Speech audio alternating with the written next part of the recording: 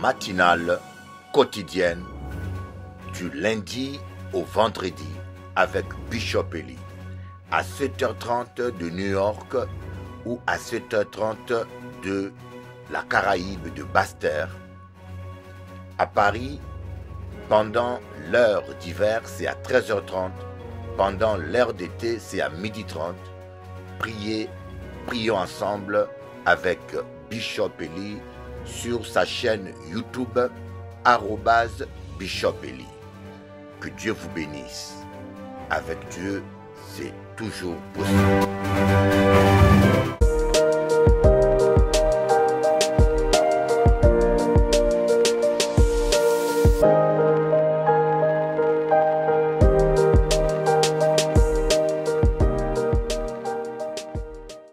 Bonjour à tous. Bonjour à tous. Et bienvenue dans l'émission orchestrée par Bishop Eli pour Télé Antilles. Notre message d'aujourd'hui est sur Dieu qui nous guide. Dieu est là, présent, en permanence, à tout moment de nos vies, aussi bien en journée que quand nous dormons. Lui ne dort jamais. Au contraire, il nous écoute quand nous prions, il nous guide dans nos choix et il nous conseille dans les moments décisifs ou difficiles. Rien n'est trop difficile pour Dieu. Son soutien est infaillible. Il ne change pas et sera toujours invariable. Nous pouvons compter sur son aide. Il est comme un roc pour nous, sur lequel nous pouvons bâtir notre vie. Dans le psaume 37, au versets 23 et 24, David nous révèle que l'Éternel affermit les pas de l'homme et il prend plaisir à sa voix. S'il tombe, il n'est pas terrassé, car l'Éternel lui prend la main. Oui, il nous arrive de trébucher dans nos vies, mais nous pouvons garder confiance sur le fait que nous sommes capables de nous relever, car la main de Dieu nous soutient. Dieu est suffisamment puissant pour nous sauver, et de plus, Dieu se réjouit de le faire. Alors, dans nos prières, n'ayons crainte de demander conseil, soutien, protection à notre Seigneur, qu'il puisse nous diriger. Et louons-le pour tout ce qu'il a déjà pu faire quand nous étions abattus ou vulnérables. Dieu est si grand. Je laisse maintenant Cathy vous donner un exemple personnel sur comment Dieu peut nous guider. Merci beaucoup Chris pour cette parole qui nous fait du bien. Il y a quelques mois de cela, nous étions à la recherche d'une maison. Nous venions d'arriver aux États-Unis et cela faisait quelques mois que nous étions à l'hôtel en attendant de trouver une maison. Un jour, une occasion unique se présenta à nous. On nous présenta une maison vraiment belle, comme on voulait, au prix que l'on voulait. L'agent qui faisait la vente de cette maison nous a dit que la personne qui l'a faite construire a dû annuler l'achat car elle n'avait pas réussi à vendre sa maison dans laquelle elle était en train de vivre. L'agent nous dit c'est une bonne, même une très bonne opportunité car le prix ne comprend pas les multiples options que cette dame a ajoutées dans cette fameuse maison. Je saute de joie, je me dis enfin notre maison est là. Mais mon mari se sent poussé à revenir voir la maison le soir même. Alors on y retourne et il me dit, regarde, la maison se trouve proche d'une grande route. Elle se trouve dans une grande communauté bruyante. Et en plus, il y a un grand parc à côté. C'est comme si le Saint-Esprit lui avait tout dévoilé. Et là, je suis très déçue. Et on se dit, quand même, les plans de Dieu sont parfaits. Donc, cette maison n'est pas pour nous. Alors, on décline l'offre, l'agent est très surprise parce qu'elle ne comprend pas pourquoi on laisse une si belle occasion partir, mais nous savons. Nous voulons laisser faire la volonté de Dieu. Nous voulons nous laisser guider par lui. Alors, on a mis de côté nos sentiments, notre déception et nous avons prié pour que Dieu nous conduise vers la bonne maison. Et quelques jours plus tard, notre agent revient vers nous et nous fait visiter une autre communauté. Mon mari me dit, cette communauté-là, Je la connais, je l'ai déjà vue. Elle est en cours de construction, elle a peu de maisons et offre beaucoup de services. C'est pour cela qu'elle est très chère et donc certainement pas pour nous. Bref, on rencontre la personne qui s'occupe de la vente et là, elle nous présente une maison qui est au-delà de tout ce que nous avions pu espérer, mon mari et moi. Elle est très grande, à 2 étages. Au passage, l'autre maison était 2 fois plus petite et moins bien construite que celle-ci. Juste derrière cette maison, un canal, une forêt, donc pas de vis-à-vis. On lui dit, mais madame, cette maison, elle est hors budget. Je ne pense pas qu'elle sera pour nous. On ne pense pas qu'elle sera pour nous. La dame nous demande, votre budget est de combien? On lui répond qu'il est quand même bien inférieur au prix de vente. Et elle nous répond plus tard, ok, je vous la vends à ce prix-là. Alors je peux vous dire que nous étions stupéfaits, ahuris, nous étions estomaqués. Et on a compris plus tard que nous étions arrivés au bon moment car nous avions rencontré cet agent le dernier jour du trimestre et comme pour elle, il était crucial de faire le plus de ventes possible avant ce dernier jour pour pouvoir récolter des fonds afin de pouvoir ensuite construire d'autres maisons. Donc nous sommes arrivés juste le jour où il fallait, juste au bon moment. Quand nous avons abandonné l'autre maison, je me suis dit, mais comment Dieu va faire pour nous donner mieux que cette maison? Eh bien, il l'a fait. Il nous a donné une maison incroyable, située à un endroit incroyable, à un prix imbattable. Là, c'était parfait, donc là, c'était de Dieu. Vous savez, aux États-Unis, sur les sites immobiliers, toutes les maisons sont répertoriées avec l'historique des prix de vente. Pour la nôtre, le prix de vente avait été effacé car elle était anormalement inférieure au prix initial. Et en plus, d'autres ont acheté le même modèle que notre maison, mais au prix fort. Dans chaque projet, dans chaque situation, laisse-toi conduire, laisse-toi entièrement guider par la main de Dieu. Louez l'Éternel avec les harpes et le tambourin. Petit ok, dans ok, aha, ça loqueton. À quoi servira-t-il à un homme de gagner le monde entier et de perdre son âme au dernier jour? Ikamango baloba. Ils te feront la guerre, mais ils ne l'emporteront jamais. Nul ne tiendra devant toi toute la durée de ta vie. Ok. Ah ah. Ok. Ah yeah. Ok. Ah. Alors, chers amis téléspectateurs, c'est vraiment un grand privilège pour moi de partager avec vous la parole de Dieu avec les petits moyens que Dieu nous donne. Vous voyez, croyez-moi, nous faisons des exploits. Si vous voyez comment fonctionnent les autres chaînes, 5 caméras pupitraires derrière, 2 caméramens, 3 caméramens, ils ont des moyens énormes. Mais nous sommes comme ce petit garçon qui n'avait que 5 pains et 2 poissons et qui les a donnés à Jésus. Donc nous avons de petits moyens, mais nous faisons des exploits.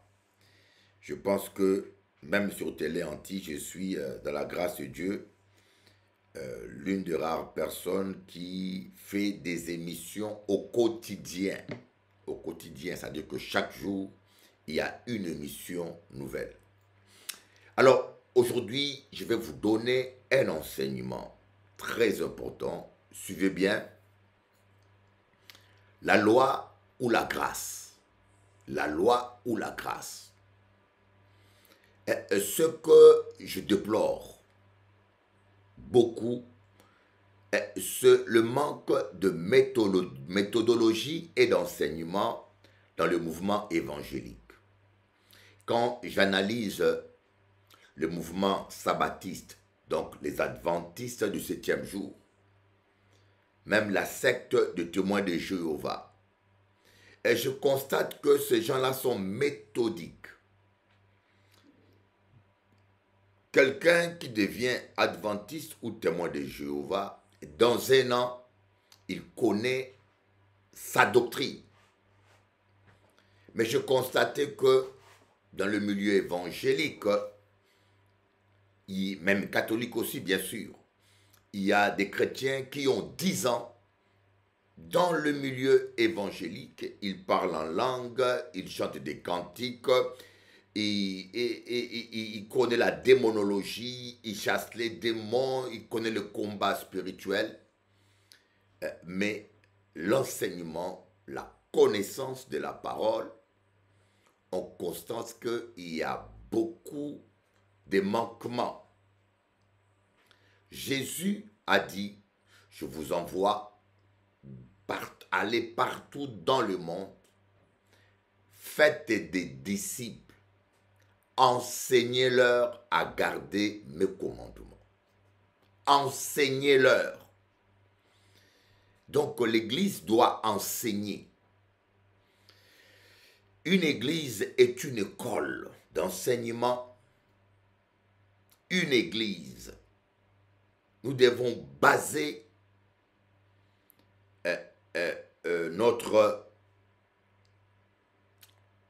nos cultes sur l'enseignement et la connaissance de la croix, du mystère de la croix.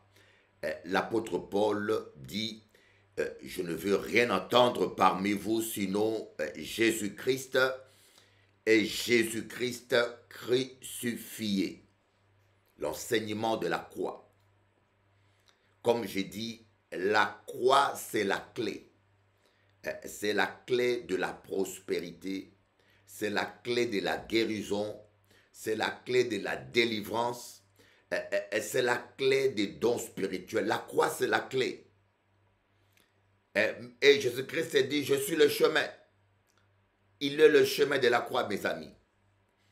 Les gens pensent que quand Jésus-Christ dit le chemin, et il dit qu'il est le chemin de la boulangerie, pour tous ceux qui ont faim pour manger le pain, mais Jésus a dit aux gens qui l'ont suivi, suite au miracle de la multiplication de pain, il leur a dit, il les a reprochés de le suivre, non pas parce qu'ils ont vu de miracle, mais parce qu'ils ont mangé du pain.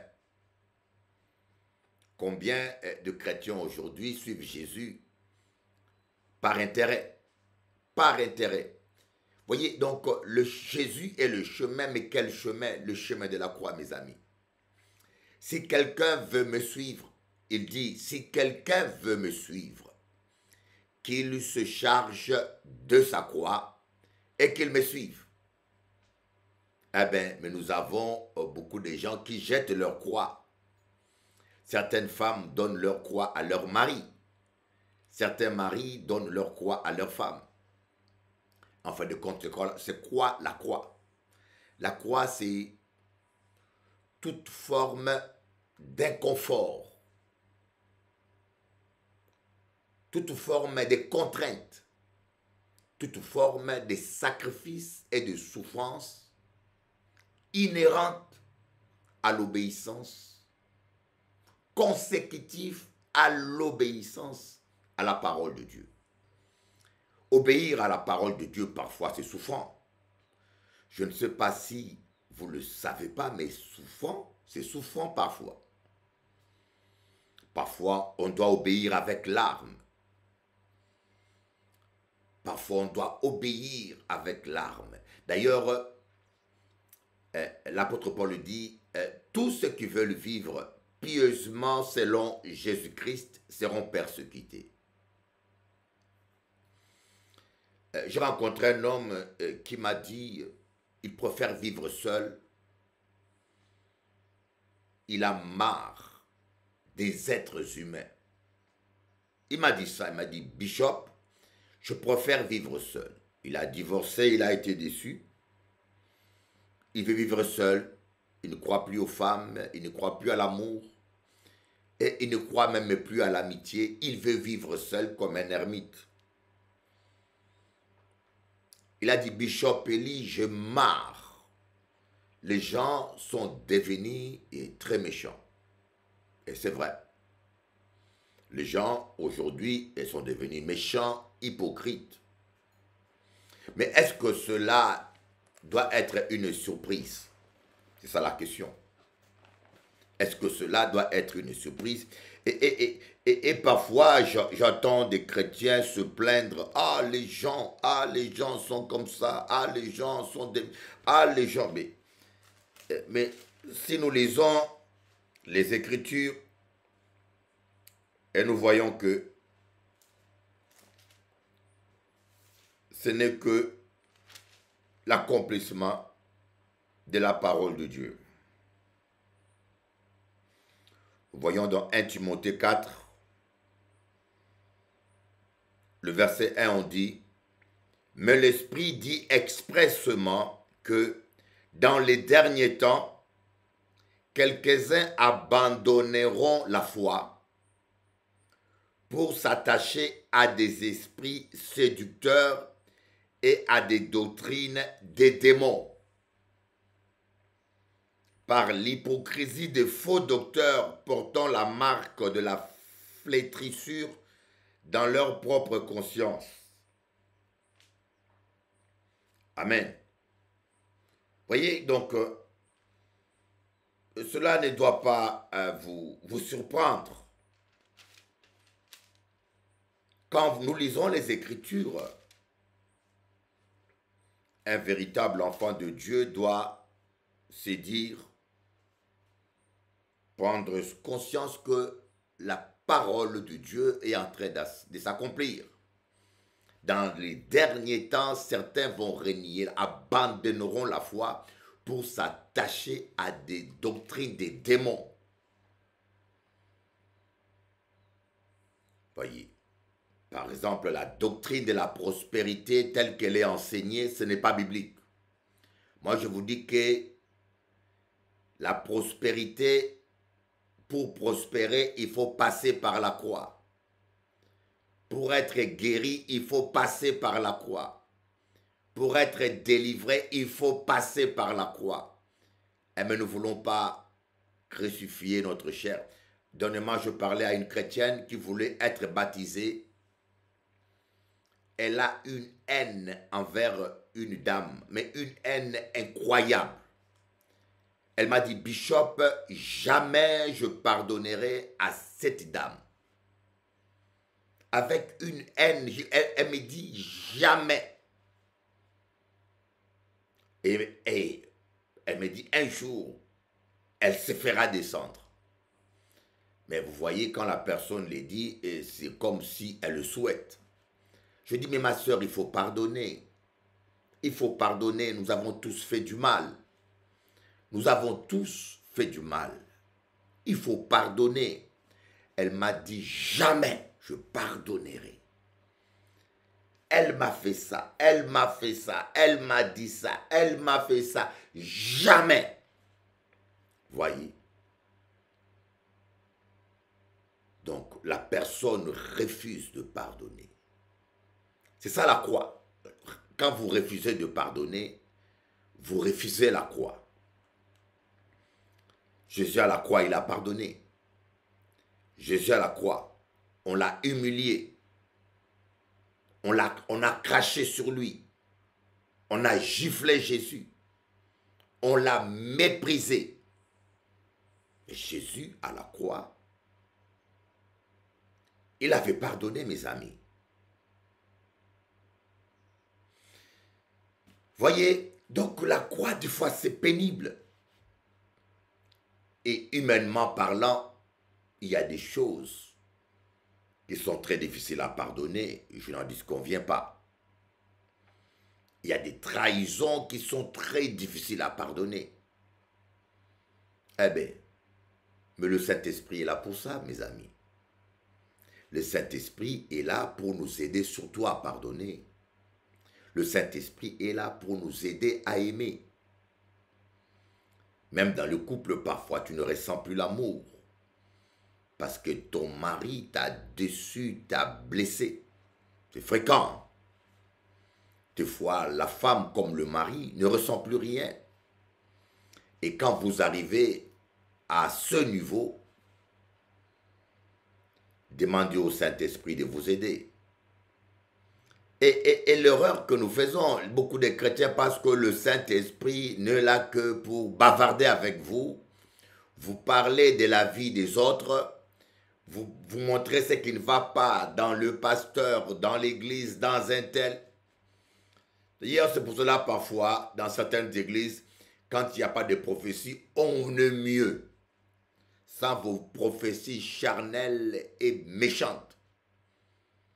La prophétie est faite pour encourager, pour exhorter, pour consoler, pour fortifier, mais vos prophéties ne sont là que pour accuser, pour diviser, pour humilier les gens. Vous voyez que le mal, c'est les Écritures qui sont là pour corriger. Allez-y lire la Bible. Les Écritures sont là pour corriger. C'est ce que dit l'apôtre Paul. Nous voyons maintenant dans 2 Timothée, chapitre 3, à partir du verset 1. Sache que dans les derniers jours, il y aura des temps difficiles. Ouais. J'aurais bien voulu vous dire qu'il y aura des temps merveilleux. Mais non. Ce n'est pas ce que dit la Bible. Hein. Ce n'est pas ce que dit la Bible. Il y aura des temps difficiles. Et qu'est-ce qu'il dit? Car les hommes seront égoïstes. Aïe. Quand on dit les hommes. Et parmi ces hommes-là, nous avons toute une panoplie de personnes qui prétendent ou qui se croient sincèrement chrétiens. Amis de l'argent, fanfarons, hautains, blasphémateurs. Vous voyez, blasphémateurs, Macron et sa bande qui blasphèment la Sainte Seine. Il n'y a pas pire blasphème que cela. Vous savez ça? Il n'y a pas plus blasphème que blasphémer la Sainte Seine. Allez-y lire la Bible. Et puis les faits devant le monde entier.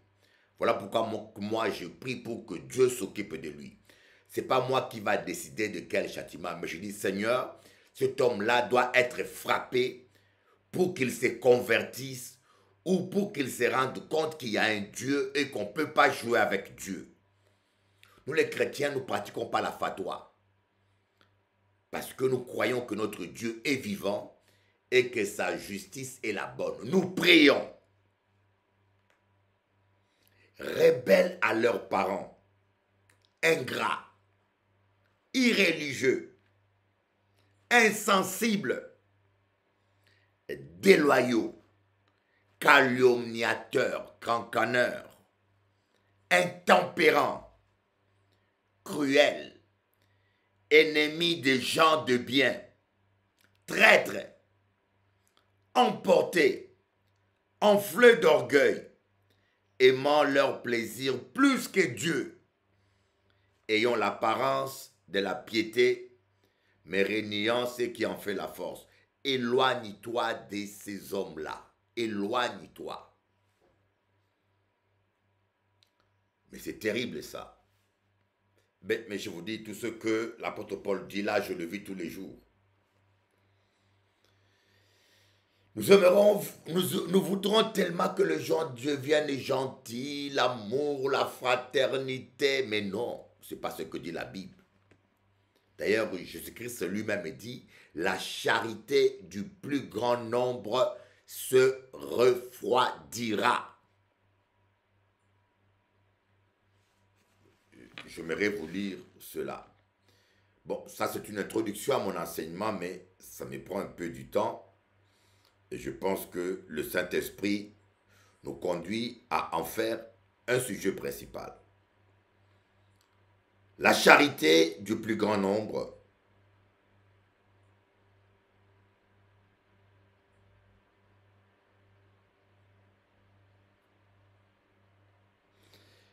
Matthieu 12,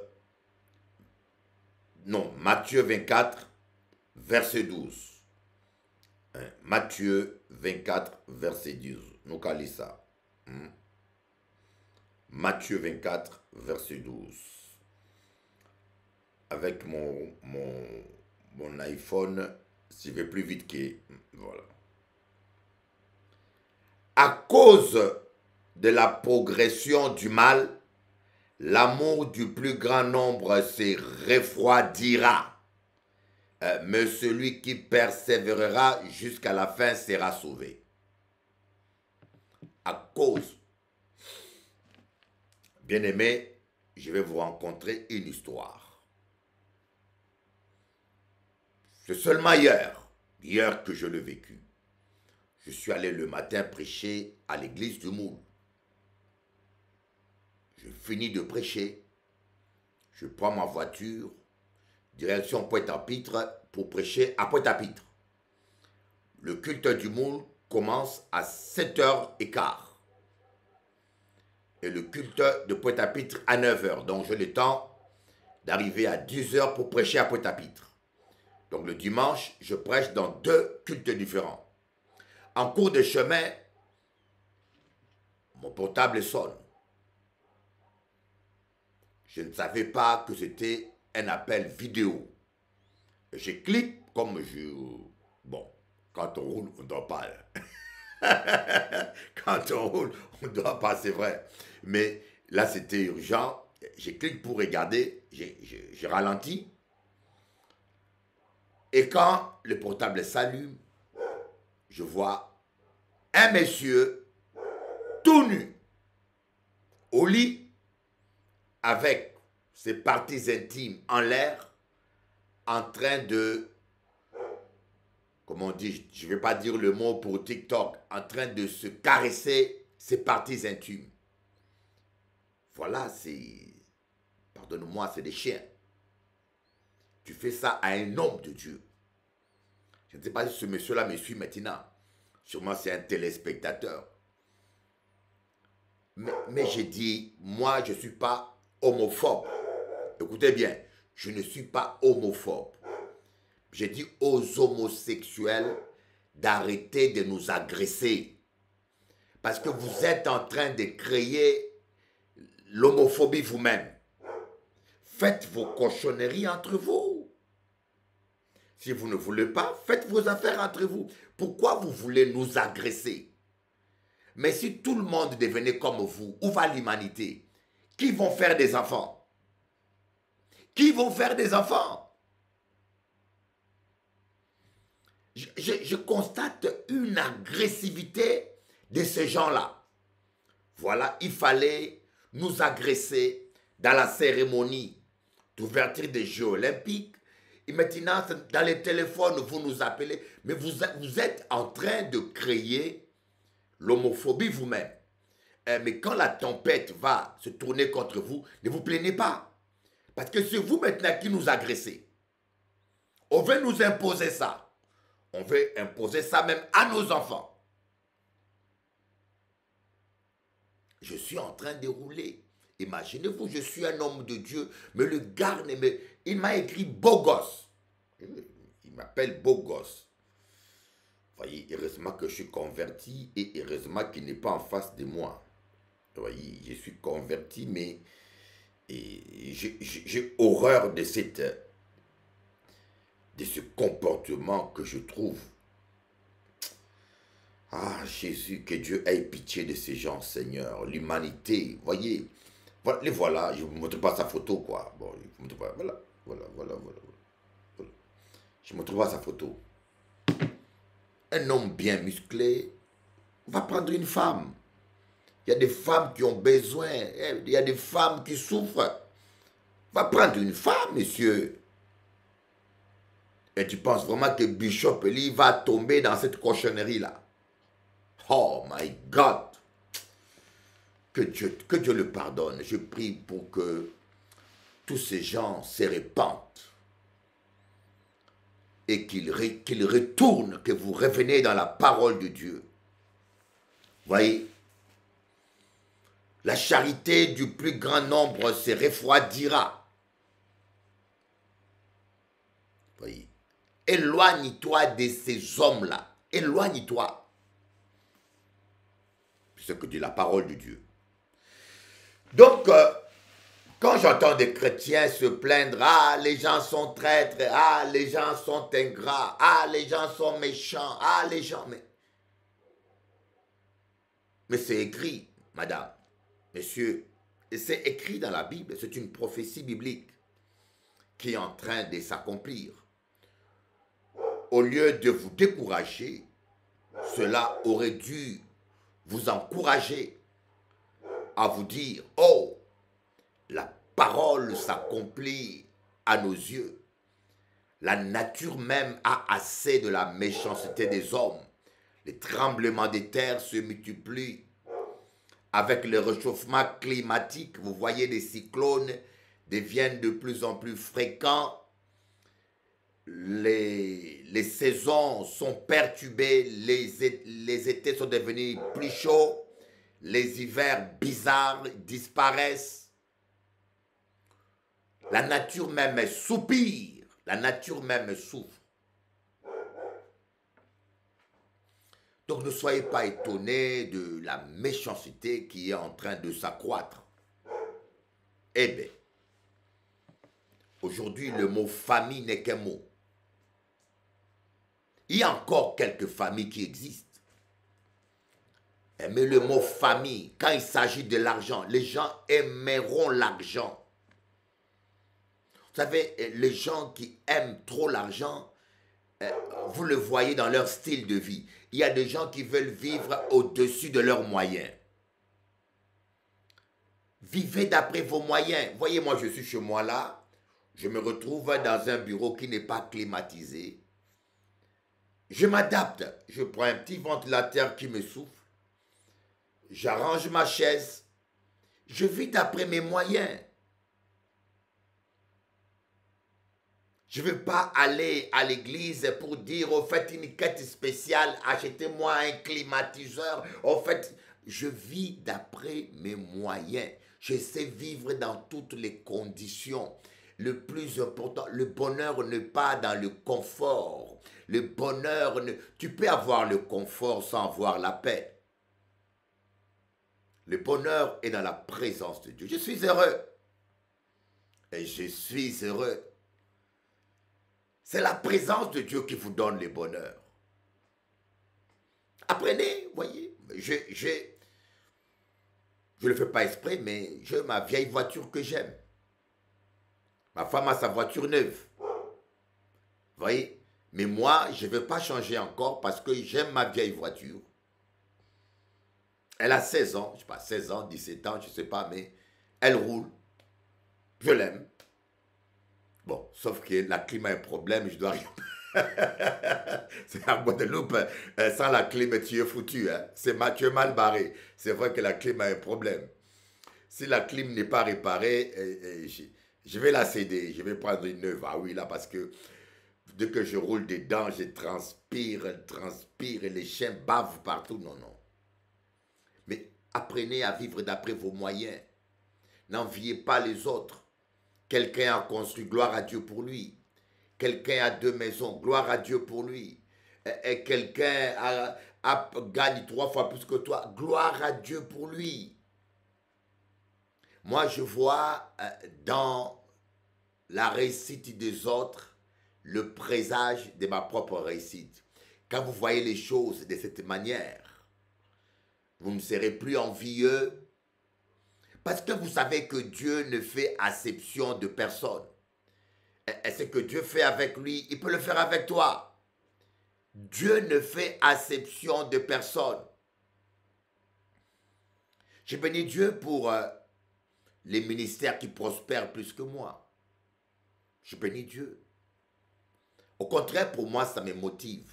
Ça me motive. Chaque fois que je vais dans l'église de mon fils, en Martinique, je trouve une motivation. Quand je vois ce que Dieu fait là-bas, je dis oui. Ça me motive chaque fois. Ça me révolutionne. Mais il y en a qui viennent chez toi. Quand ils voient comment ta maison est belle, ils deviennent tristes. Il y en a qui viennent chez toi quand ils voient comment ta maison est belle, comment ton salon est beau, comment ceci.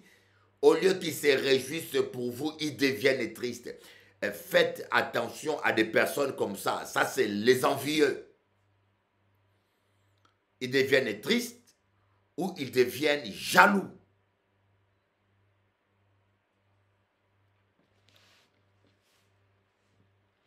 Car les hommes, Éphésiens 2, Éphésiens chapitre 3, verset 2. Car les hommes seront égoïstes, amis de l'argent. Pour l'argent, vous détruisez la famille. Surtout ici en Guadeloupe. Héritage. Même en métropole, ce n'est pas comme ça. La Guadeloupe, je vis là, aux Antilles. Je ne sais pas pour la Martinique, hein. Je n'ai rien contre la Guadeloupe, mais comme je vis plus en Guadeloupe, je sais de quoi je parle. J'ai vécu beaucoup au Congo et je suis informé du Congo, mon pays d'origine, et des fois, je les corrige. Mais aux Antilles, les familles sont divisées pour héritage. Et surtout, c'est vous les parents qui sont irresponsables. Vous les parents, vous êtes irresponsables. Quand vous voulez partir, préparez bien les choses au clair pour que les enfants ne se déchirent pas.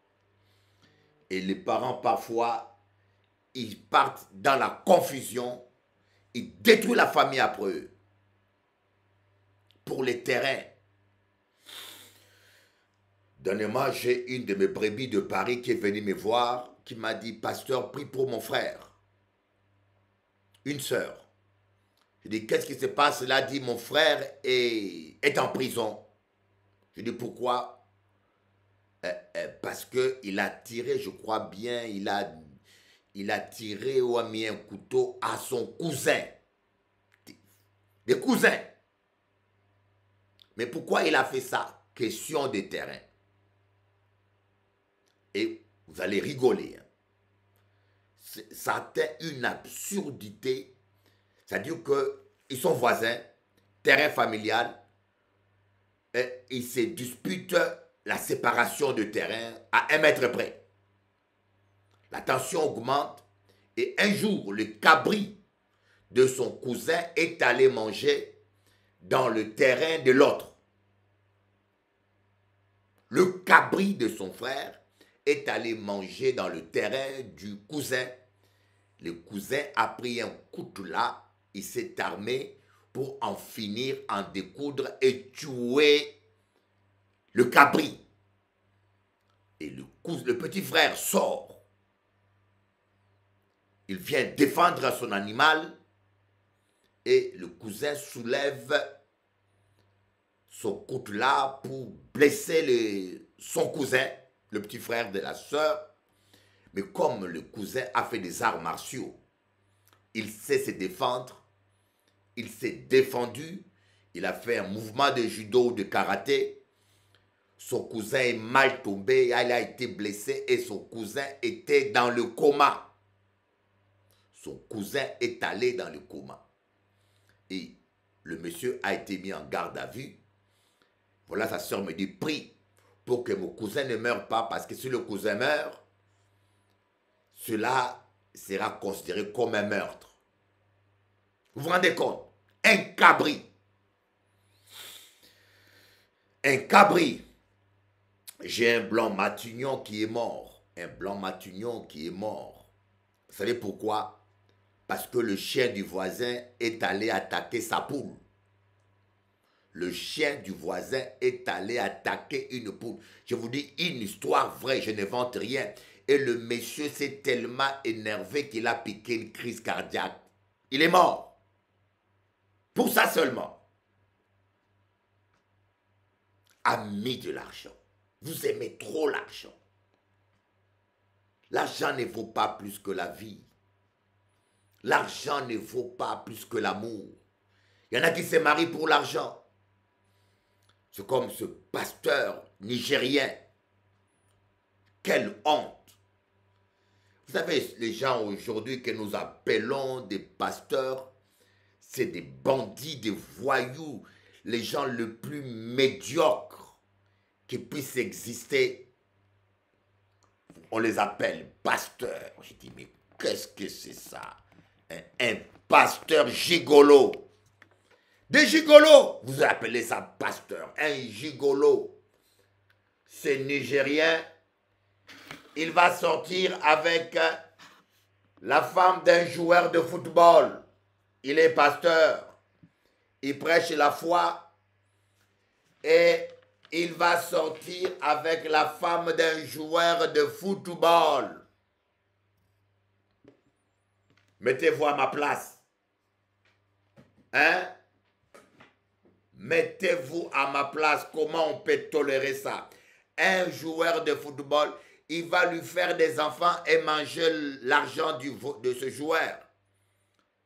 La femme de joueur le finance, le ministère lui paye. Et il fait des enfants. Le pasteur très connu à Londres. J'ai mis la vidéo sur Instagram. Il fait des enfants avec cette femme-là. Et vous appelez ça pasteur. Hein? Ah non. Non, non, non, non. Cette personne-là doit être livrée au diable. D'après la Bible, moi, je le livre au diable. Moi, Bishop Eli, d'après comme dit l'apôtre Paul, bien qu'absent d'esprit, mais bien qu'absent de corps, mais présent en esprit, je juge qu'un tel homme soit livré au diable. Le problème, c'est que vous, les chrétiens, les églises ne livrent pas certaines personnes au diable. Il faut les livrer au diable. Et Satan, prend-les pour que son corps soit détruit et que son âme soit sauvée. C'est inacceptable ça. Salir le nom de Dieu à ce point-là. Et qu'est-ce que disent les chrétiens? Il faut pardonner. Mais l'apôtre Paul a pardonné. Hein? Quelqu'un qui ne se répand pas, il faut pardonner. Hein? Personne ne lui en veut. Mais il y a une limite. Et vous appelez ça pasteur. Un soi-disant pasteur qui abuse d'une fille de 15 ans, qui lui fait faire des avortements au Congo. Vous appelez ça pasteur. Mais non, vous les chrétiens là, vous les chrétiens, vous êtes complices de vos pasteurs, de ces faux pasteurs. Vous êtes complices. Vous êtes même maudits. Parce que quand tu vas donner ta dîme à ces gens-là, vous les encouragez. Il y a des hommes de Dieu intègres comme nous. Vous ne donnez rien, nous souffrons. Les hommes de Dieu intègres comme nous. Tout ça, comme on n'a pas si. Nous souffrons, nous gênons, nous ramons. Et vous là, vous allez donner vos dîmes, vous allez financer des bandits, des voyous, des malpropres, des marabouts, des satanistes. Et vous êtes étonnés que vous n'êtes pas bénis. Ah! Ne donnez pas, voyez. Un cultivateur sème, mais il faut s'aimer dans une bonne terre. Je dis bien, il faut s'aimer avec discernement. Comme a dit un homme de Dieu, une offrande qui est donnée sans révélation est une offrande perdue. Il faut s'aimer dans une bonne terre. Voyez, quand vous allez dans une église, un homme de Dieu est intègre, il est droit, il craint Dieu, il sert l'œuvre de Dieu. Vous avez un bon témoignage de lui. Là, vous s'aimez dans une bonne terre. Mais vous allez s'aimer dans des pasteurs gigolos, voleurs, malpropres, vicieux. Et vous pensez que Dieu va vous bénir. Prenez le maïs, allez le semer, une graine de maïs, dans une terre aride. Est-ce qu'elle va pousser? La nature elle-même ne vous enseigne pas cela.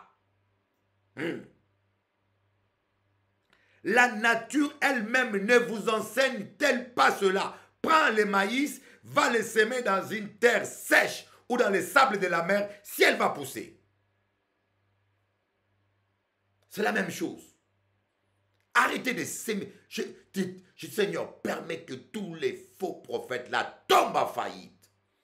Que les yeux spirituels des chrétiens s'ouvrent. Que l'intelligence et le discernement, que ton peuple ait le discernement et qu'il quitte ces églises-là, ces sectes. Moi, j'appelle ça des sectes. Je vous dis, un homme de Dieu doit être soumis. Un pasteur doit être soumis à un apôtre. Quand vous avez un pasteur qui ne sait pas vous dire qui est l'apôtre de son ministère, c'est pas bien. Dieu nous appelle tous à être soumis. Un pasteur, un chrétien doit avoir un pasteur, un vrai pasteur. Tu dois être soumis à un pasteur. Des chrétiens indépendants, ce n'est pas dans la Bible. C'est le Saint-Esprit qui a établi des pasteurs. Bien sûr, il y en a beaucoup de faux, mais il y en a quelques-uns de vrais. Prie Dieu, dit Seigneur, montre-moi un vrai homme de Dieu. Et un pasteur, lui aussi, doit être soumis à un apôtre. C'est ça la Bible. Timothée était soumis à Paul. Le prophète Barnabas était soumis à Paul. Voyez, même le prophète doit voir un apôtre. Et l'apôtre doit être soumis à un collège apostolique. Mais quand vous voyez, pourquoi un pasteur doit être soumis à un apôtre? Parce que si vous avez un litige avec un pasteur, vous appelez l'apôtre. Vous comprenez? C'est ça la Bible. C'est comme il y avait des conflits dans l'église de Paul. On appelait Paul. Et Paul était en train d'essayer de réconcilier deux personnes qui étaient en conflit. Parce que celui l'apôtre. Et l'apôtre doit être soumis à un collège apostolique. Mais quand un pasteur ne soumet à personne, c'est un gourou. Je pèse bien mon mot. C'est un gourou. Parce qu'il peut abuser des gens, il peut trafiquer, il peut voler. Vous allez vous plaindre à qui? Vous allez faire appel à qui? Il est Dieu. Au-dessus de lui, il n'y a personne. Alors, n'allez pas dans des églises où le pasteur est un gourou, un petit chef, un petit Dieu.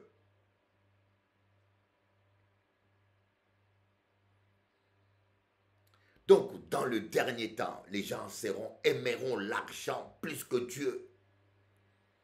Regardez, ces gens, ils payent leurs impôts pour donner la dîme. Ils ont toute forme d'excuses. Ils vont même tordre les Écritures. Oh, la dîme, c'est la loi. Ah, la dîme, c'est la loi. Ah, ils sont possédés par l'argent. Vous voyez bien que vous n'avez pas construit une église. Vous louez dans des hôtels. Vous êtes dans des zones mal famées, dans des zones artisanales pourries.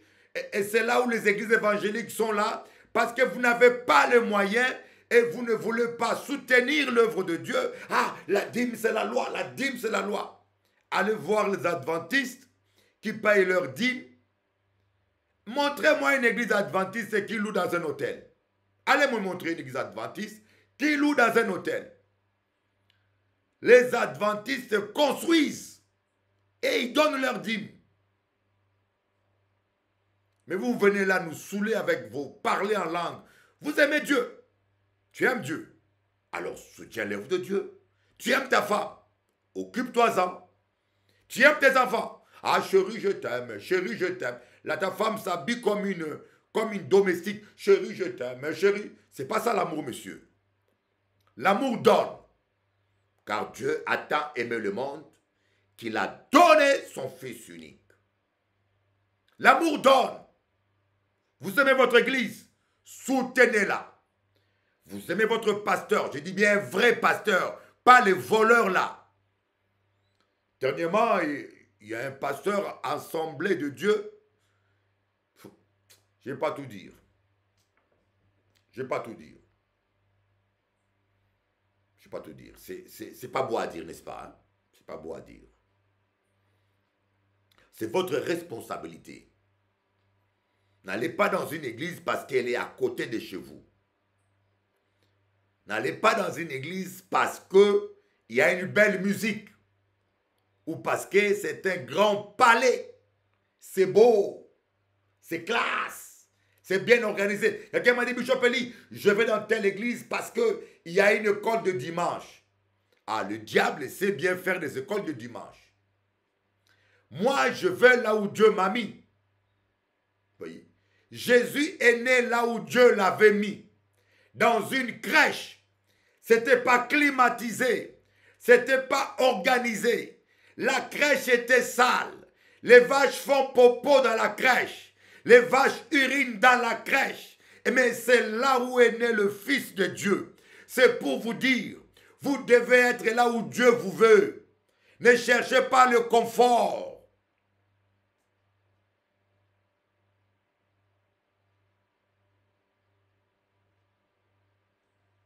Ne cherchez pas le confort. Soyez là où Dieu vous veut. Parfois, Dieu vous mettra dans une église inconfortable. Il fait chaud, on transpire, voyez. Aujourd'hui, là, je suis dans des conditions inconfortables. Je vous avoue, c'est inconfortable. Les ventilateurs doivent souffler. Je suis habitué à la clim. Mais, gloire à Dieu. C'est une épreuve. Peut-être que Dieu veut m'apprendre l'humilité. Amen. Les gens seront insensibles. L'apôtre Paul dit, ils seront insensibles. J'ai déjà vu à Paris quelqu'un en train de mourir dans la rue.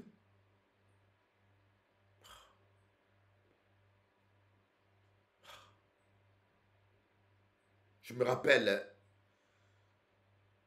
j'étais un jour en voiture, j'allais à Basse-Terre. J'arrive à la station d'essence. Il faisait tellement chaud. J'ai vu un schizophrène dehors de la station. On les chasse comme un animal. Et je vois que le monsieur avait faim et il faisait chaud. Mais je vous dis que les gens parfois ont pitié de chiens. Les gens peuvent s'arrêter pour nourrir un chien. Mais un être humain, ils s'en foutent. Je suis rentré, j'ai acheté la boisson fraîche, j'ai acheté un sandwich, j'ai donné à ce schizophrène. Il était sale, mais je lui ai donné pour qu'il boit, au moins il mange. Les gens sont devenus insensibles, incapables de sentir la douleur de l'autre, incapables de sentir la tristesse de l'autre, incapables de sentir la détresse de l'autre. Ils sont devenus cruels, insensibles. Voilà les temps que nous vivons. C'est écrit dans la Bible.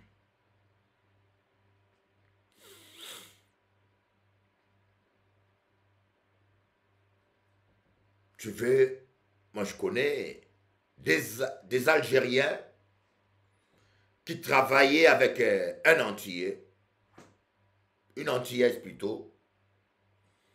Le monsieur, sa sœur ou cousine a quitté l'Algérie, est venue en France et veut embaucher sa sœur ou sa cousine. C'est bien, mais sauf qu'il n'y a plus de poste. Il n'y a pas de place libre. Alors, il a décidé, comme il est chef d'équipe, que l'Antillaise qui est là doit être virée pour que la place se libère pour sa cousine. Ouais. On appelle ça égoïste. Le monsieur ne cherche que son intérêt. Or, l'Antillaise, elle a des enfants à nourrir, 4 enfants à nourrir. Mère seule. Le père des enfants est en train de zouker et de rouler en Mercedes. Le père des enfants, la pension alimentaire, il ne paye pas. L'argent de pension alimentaire, c'est dans sa caisse. La Mercedes. Donc la dame toute seule doit nourrir ses enfants. La dame toute seule doit mettre l'essence. La dame toute seule. Et maintenant, elle est au travail. Elle n'a rien fait du mal. Mais sauf que son seul crime, c'est d'occuper un poste que l'autre veut pour sa famille. Et l'Algérien, je ne dis pas que tous les Algériens sont comme ça, mais celui-là a commencé à persécuter la dame croyez-moi, à un niveau. L'insulter, chercher tous, le pousser à la faute, la pousser à la faute. Il a commencé à chercher tout ce qui peut la faire craquer. Exténué, cette dame est venue me voir. Voilà un peu comment il se montre. La dame n'a rien fait de mal. Simplement, le monsieur veut une place pour sa famille, pour quelqu'un de sa famille, et il a décidé, il faut que cette négresse-là soit éjectée. Les hommes sont devenus égoïstes, ingrats, méchants. Voilà le temps que nous vivons. Un temps difficile, bien-aimé, un temps difficile. Donc, ne soyez pas étonnés et arrêtez de vous plaindre, la vie est comme ça. Et notre consolation, c'est seulement la présence de Dieu. Allez dans la présence de Dieu, dites-lui tous vos bobos, dites-lui tous vos chagrins. Le Saint-Esprit, c'est comme un médecin, c'est comme un infirmier. Quand vous allez dans sa présence, il soigne vos plaies.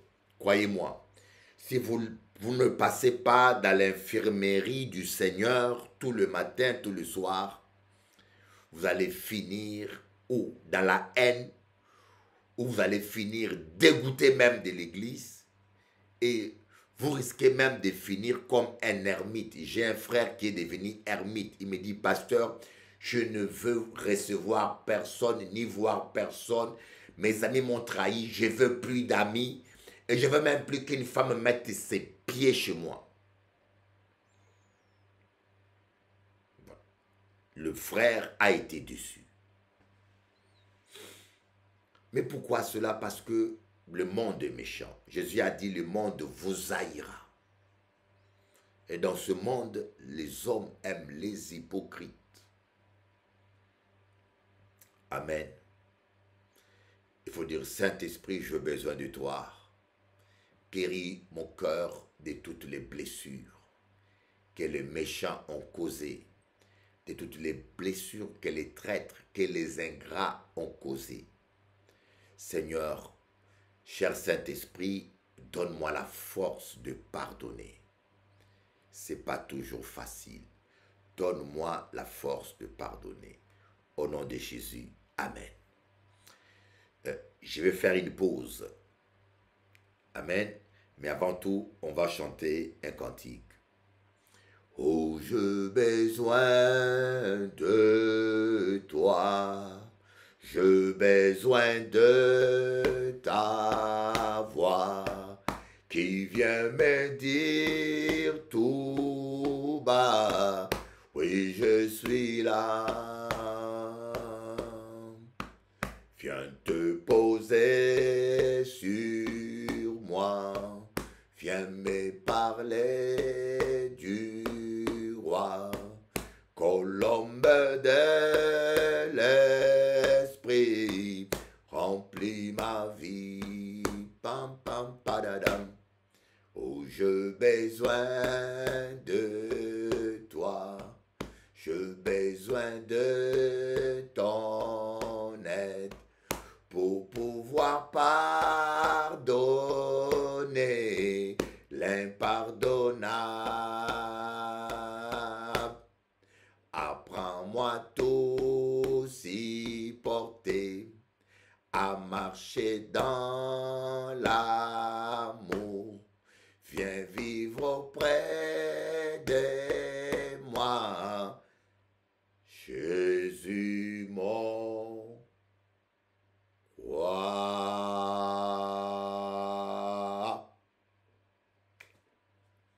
Amen. Voilà, on fait une pause.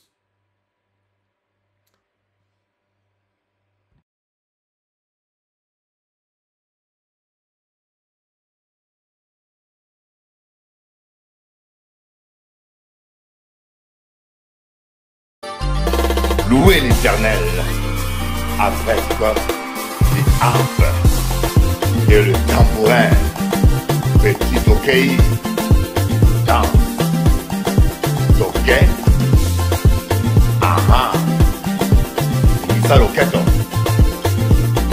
quoi servira-t-il à un homme de gagner le monde entier et de perdre son âme au dernier jour?